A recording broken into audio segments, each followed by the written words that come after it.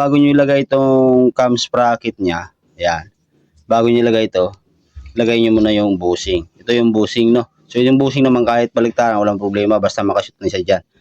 Tapos ilalagay nyo na itong cam sprocket. So sa cam sprocket naman mga idol, yan, meron niyang T, katabi ng U, pag Warouser 135, no?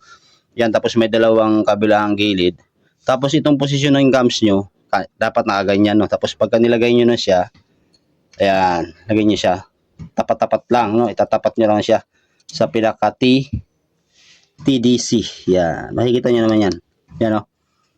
So yun, no? Yung may bilog sa gitna. So ganoon ang paglagay niyan. Tapos isusunod nyo yung itong washer na to na may kasamang spacer. So ito kaya may bilog to mga idol kasi dito yan nakalapat sa pinaka camshaft niya. So wag niyo babaliktarin ang paglagay, no. Dapat ganito para hindi masira yung cams kasi pag baliktad ang paglalagay niyo yan, iikot kasi ito. So papalo yan dito, masisira yung pinaka camshaft. Okay, so dapat sa paglagay ganito. Yan, tapos lagay mo yung tornilyo. Yan, ganyan lang paglagay mga idol. Okay, tapos yan, higpitan na natin siya. Alright?